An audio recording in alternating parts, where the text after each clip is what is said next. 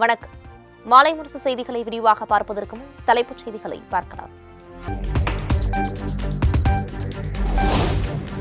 வங்கக்கடலில் நிலவும் ஆழ்ந்த காற்றழுத்த தாழ்வு பகுதி தமிழக கடற்கரை நோக்கி திரும்ப வாய்ப்பு. கடலிலேயே வலுவிழக்கும் என கணிக்கப்பட்ட நிலையில் இன்று வட தமிழகம் மற்றும் தெற்கு ஆந்திர கடற்கரை நோக்கி நகரக்கூடும் என தகவல்.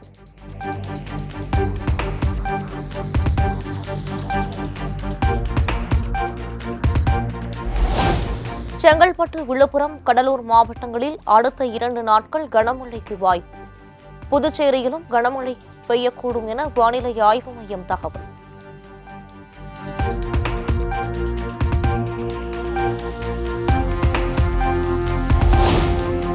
குவைத் பயணத்தை முடித்துக் கொண்டு டெல்லி வந்தடைந்தார் பிரதமர் மோடி. 2 நாள் அரசுமுறை பயணத்தில் வர்த்தகம் உள்ளிட்ட 4 முக்கிய ஒப்பந்தங்கள் கையெழுத்து.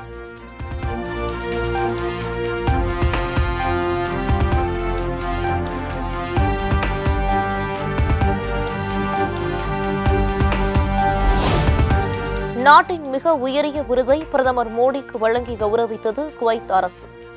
இருதரப்பு நல்லுறவை மேம்படுத்தும் வகையில் ஆர்டர் ஆஃப் முபாரக் அல்கபீர் விருது.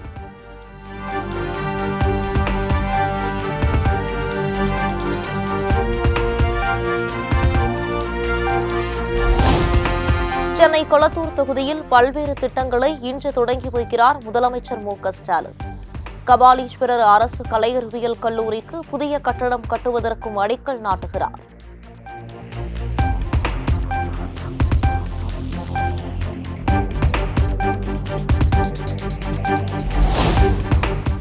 தேசிய அளவில் வெற்றி பெற்ற 84 விளையாட்டு வீரர் வீராங்கனைகளுக்கு பணி நியமன ஆணைகளை இன்று வழங்குகிறார் முதலமைச்சர் மு.க.ஸ்டாலின்.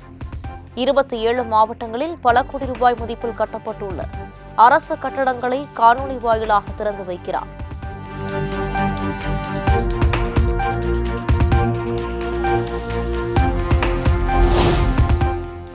ஏழாவது முறையாக திமுக ஆட்சி அமைக்க வேண்டும் என்பதே நமது இலக்கு.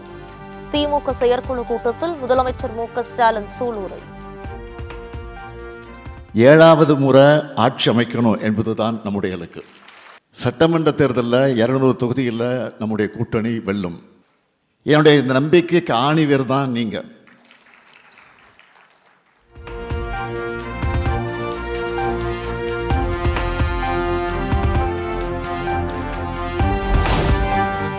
பிரதமர் மோடியை எதிர்த்து பேச எடப்பாடி பழனிசாமிக்கு துணிவு இருக்கிறதா?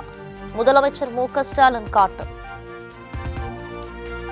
புரட்சியாளர் அம்பேத்கரை கொச்சைப்படுத்தின ஒன்றிய அமைச்சர் அமித்ஷாவுக்கு எதிராக கீச்சு குறையில்லாத கத்தினாரா?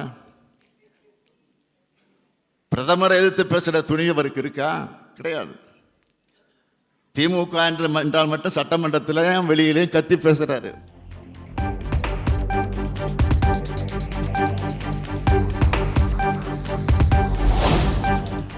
குடியரசு தின அணிவகுப்பில் தமிழக அலங்கார ஊர்திக்கு அனுமதி வழங்காத மத்திய அரசுக்கு எதிர்க்கட்சித் தலைவர் எடப்பாடி பழனிசாமி கண்டனம். திமுக அரசின் திறனற்ற நிர்வாகத்தால் இந்த ஆண்டும் தமிழகத்தின் அலங்கார ஊர்தி இடம்பெறாத வெட்கக்கேடான நிலை உருவாகியுள்ளதாக சாடல்.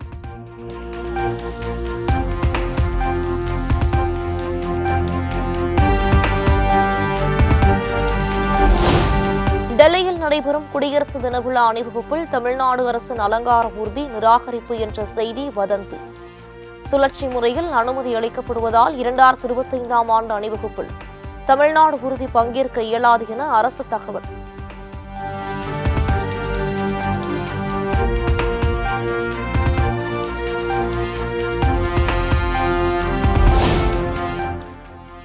தெலுங்கானா மாநிலம் ஹைதராபாத்தில் நடிகர் அல்லு அர்ஜுன் வீட்டின் மீது கற்களை வீசி தாக்குதல் நடத்தியதால் பரபரப்பு.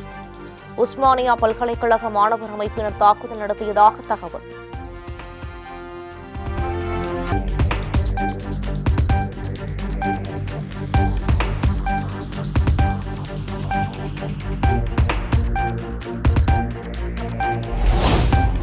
ரசிகர்கள் சமூக வலைதளங்களிலோ பொதுவெளியிலோ யாரையும் திட்டாதீர்கள் என நடிகர் அல்லு அர்ஜுன் வேண்டுகோள். தங்களது உணர்வை பொறுப்புடன் வெளிப்படுத்த வேண்டும் எனவும் அறிவுறுத்தல்.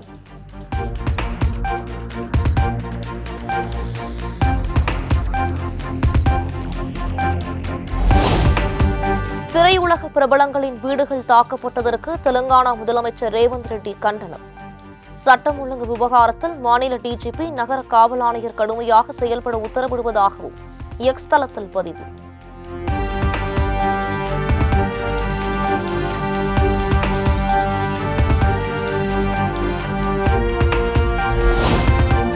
ஹைதராபாத்தில் புஷ்பா 2 ரிலீஸ் ஆன திரையரங்கிற்கு நடிகர் அல்லு அர்ஜுன் உரிய தகவல் அளிக்காமல் சென்றதால் கூட்ட நெரிசலில் சிக்கி பெண் உயிரிழப்பு.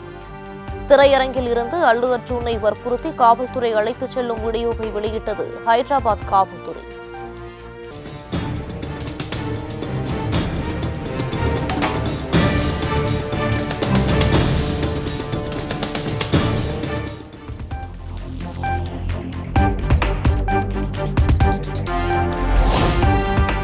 சென்னையில் விடுதலை 2ஆம் பாகம் திரைப்படத்தை பார்த்த விசிக தலைவர் திருமாவளவன், இயக்குநர் வெற்றிமாறன் மற்றும் நடிகர் விஜய் சேதுபதிக்கு சால்வை அணிவித்து வாழ்த்து.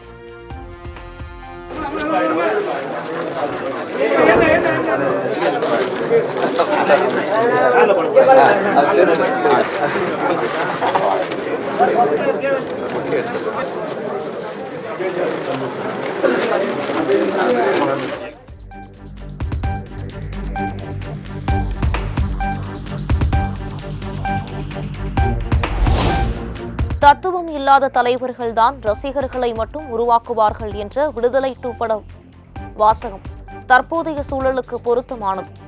விடுதலை 2 படத்தை பார்த்த பிறகு விசிக தலைவர் திருமாவளவன் பேட்டி. தத்துவம் இல்லாத தலைவர்களால் ரசிகர்களை மட்டும்தான் உருவாக்க முடியும், போராளிகளை உருவாக்க முடியாது என்பதை அவர் யாரையும் மனதில் வைத்து சொல்லவில்லை.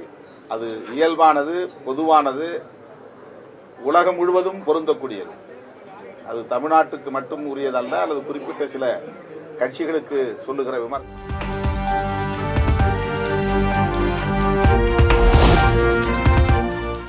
சென்னை நுங்கம்பாக்கத்தில் திருமாவளவனின் புகைப்பட கலைஞருக்கும் செய்தியாளர்களுக்கும் வாக்குவாதம். தரைக்குறைவான வார்த்தைகளை பேசி செய்தியாளரை தாக்க முயன்றதால் பரபரப்பு.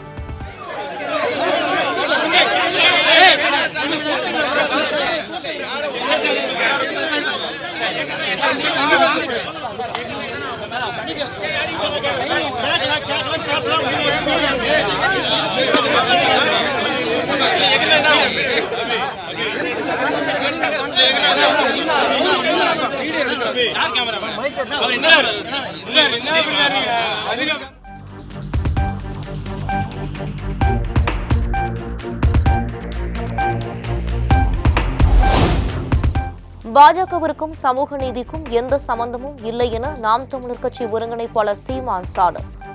சாதிவாரி கணக்கெடுப்பை பாஜக நடத்துமா என சரமாரி கேள்வி. சமூக நீதி எப்படி பேசுற? நீ என்ன உனக்கு சமூக நீதி இருக்கு? சமகால நீதி கூட கிடையாது. சாதிவாரி கணக்கெடுப்பு எடுக்குமா பிஜேபி? எடுக்க சொல்லுவாரா என் தம்பி அண்ணாமலை? எடுக்க சொல்லுவாரா?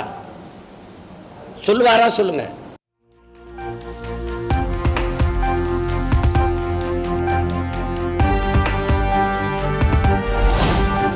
இஸ்லாமியர்கள் இதுவரை தமக்கு வாக்களித்ததே இல்லை என சீமான் பேட்டி. இறை தூதரை வந்து கூறினாலும் திமுகவுக்கு தான் வாக்களிப்பார்கள் என விமர்சனம்.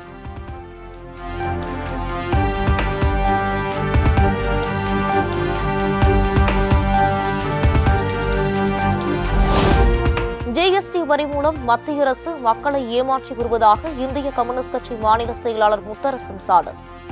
முறையற்ற வகையில் மக்களிடமிருந்து எவ்வளவு வரி சுரண்ட முடியுமோ அவ்வளவு சுரண்டப்படுவதாகவும் குற்றச்சாட்டு.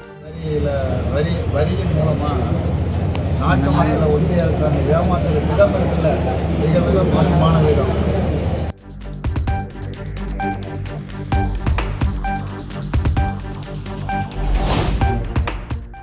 ஆக்கப்பூர்வமான அரசியல் செய்யுங்கள், விளம்பர அரசியல் வேண்டாம். அண்ணாமலையோடு சேர்த்து விஜய்க்கும் கொங்குநாடு மக்கள் தேசிய கட்சி பொதுச் செயலாளர் ஈஸ்வரன் அட்வைஸ். தம்பி அவர்களை நான் கேட்டுக்கொள்வதெல்லாம் கொஞ்சம் ஆக்கப்பூர்வமான அரசியலை செய்யுங்கள். இந்த விளம்பர அரசியல், விமர்சன அரசியலிலேயே முழுமையாக இருக்காதீர்கள். அதன் மூலமாக உங்கள் கட்சியை வளர்த்த முடியாது. உங்கள் கட்சி வளர்வதற்காகத்தான் நீங்கள் இதை செய்கிறீர்கள் என்று நாங்கள் அறிகிறோம்.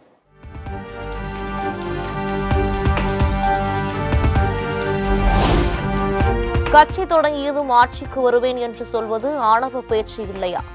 தவிக தலைவர் விஜயை கடுமையாக சாடிய இயக்குனர் கரு பழனியப்பன். எவ்வளவு தைரியமா இன்னைக்கு சொல்ல முடியுது பாருங்க. 200 தொகுதிகள் திமுக டெபாசிட் இருக்குங்கிறாங்க. எப்படி ஆரம்பித்த வருஷமே நீ ஆட்சி வந்துருவீங்களா? அது ஆணவ பேச்சு இல்லையா? ஆனா நாங்க 200 சீட்டு ஜெயிப்போம்னு சொன்னா அது ஆணவவாதியமா? உறுதியா ஜெயிப்போம் 200 சீட்டு. அவ்வளவு பேர் சொல்ல ஒரு உறுதியும்.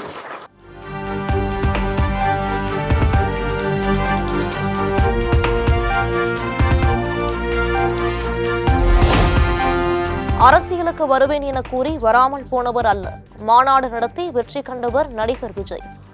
அவர் போராட தேவையில்லை, வாய் திறந்து பேசினாலே பயங்கரமாக வெடிக்கும் என்றும் நடிகர் தாடி பாலாஜி ஆவேச பேச்சு.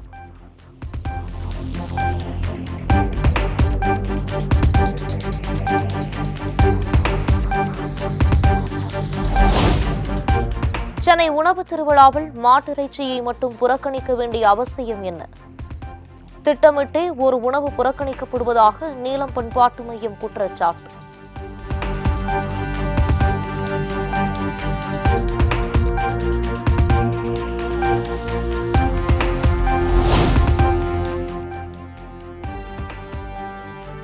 உணவு திருவிழாவில் பீப் புறக்கணிக்கப்பட்டுள்ளதாக நீலம் பண்பாட்டு மையம் குற்றச்சாட்டுக்கு மறுப்பு. 17வது அரங்கில் பீப் கிரேவி, பீப் சுக்கா வைக்கப்படுவதாக தமிழ்நாடு நகர்ப்புற வாழ்வாதார இயக்கம் விளக்கம்.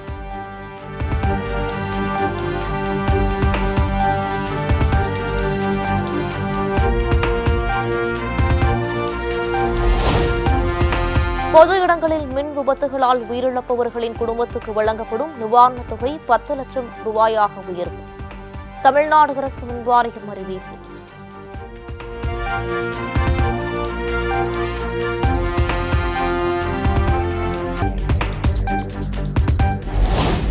திருவண்ணாமலையில் 25 கோடி ரூபாய் மதிப்பிலான நவபாஷண முருகர் சிலை மற்றும் யானை தந்தத்தினால் செய்யப்பட்ட கிருஷ்ணர் சிலை பறிமுதல். இருவரை கைது செய்த வனத்துறையினரிடம் ஒப்படைத்த மத்திய வனவிலங்கு குற்றத்தடுப்பு பிரிவு காவல்துறை.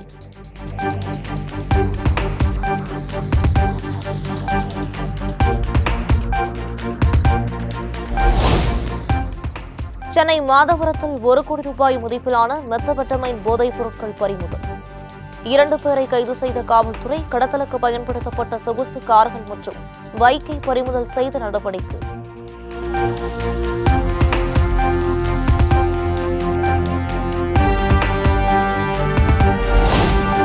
நெல்லையில் கொட்டப்பட்ட மருத்துவ கழிவுகள் 18 லாரிகளில் கேரளாவிற்கு திருப்பி அனுப்பி வைப்பு. கழிவுகளை அகற்றும் பணி இன்றும் தொடரும் என தகவல்.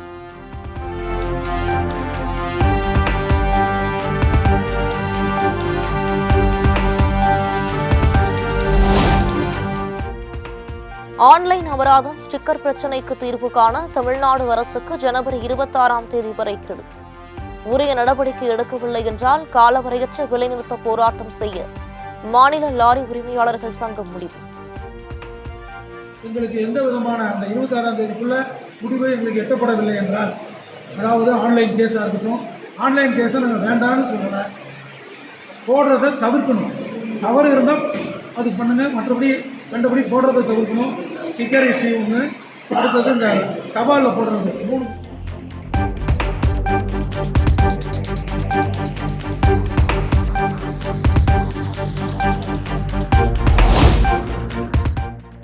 மாமல்லபுரத்தில் கோலாகலமாக தொடங்கியது இந்திய நாட்டிய திருவிழா.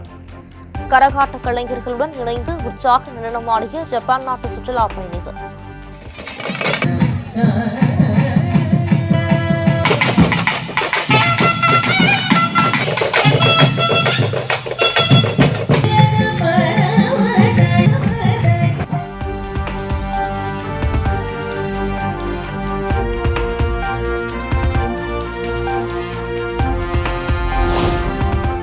பண்டிகையை ஒட்டி சென்னை தாம்பரம் கன்னியாகுமரி இடையே சிறப்பு ரயில் நாளை மறுநாள் 31 மற்றும் ஜனவரி 1ஆம் தேதி சிறப்பு ரயில் இயக்கப்படும் என தெற்கு ரயில்வே அறிவிப்பு.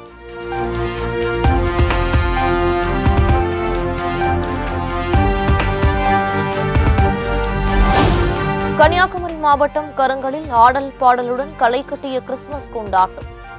செண்டை மேளம் முழங்க நூற்றுக்கணக்கான கிறிஸ்துமஸ் தாத்தாக்கள் பங்கேற்ற கண்கவர் ஊர்வலம்.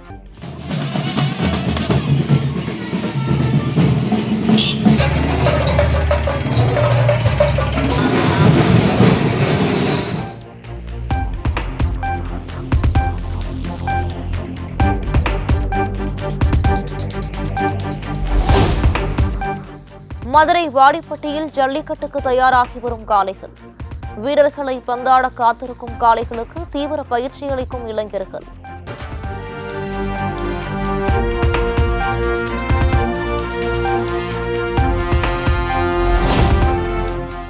மார்கழி மாத அஷ்டமி பிரதட்சணையை முன்னிட்டு ராமேஸ்வரம் கோயிலில் இன்று நடை திறப்பில் மாற்றம். காலை 7 மணி முதல் பகல் 12 மணி வரை கோவில் நடை சாத்தப்பட்டிருக்கும் எனவும் கோயில் நிர்வாகம் தகவல்.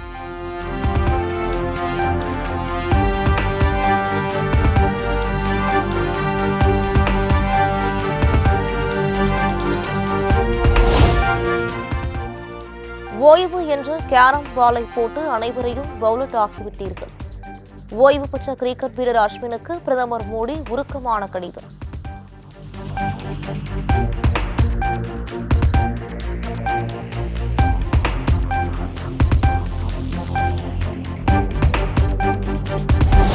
டெல்லியில் மகளிருக்கு மாதந்தோறும் 1000 ரூபாய் வழங்கும் திட்டத்திற்கு இன்று முதல் முன்பதிவு செய்யலாம். ஆம் ஆத்மி கட்சியின் தேசிய ஒருங்கிணைப்பாளரும் முன்னாள் முதலமைச்சருமான அரவிந்த் கெஜ்ரிவால் அறிவிப்பு.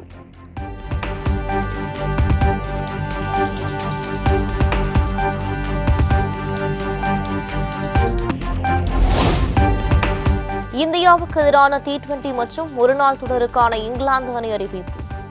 அடுத்த ஆண்டு ஜனவரியில் நடைபெறும் போட்டிகளுக்கு வீரர்களை அறிவித்தது அந்நாட்டு கிரிக்கெட் வாரியம்.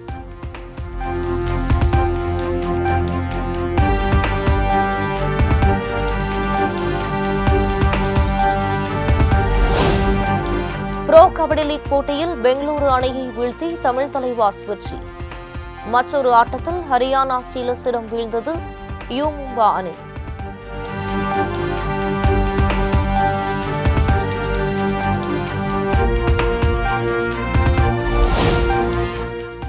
விறுவிறுப்பாக நடைபெற்று வரும் இந்தியன் சூப்பர் லீக் கால்பந்து தொடர். முகமது அணியை வீழ்த்தி கேரள பிளாஸ்டர்ஸ் அசத்தல் வெற்றி.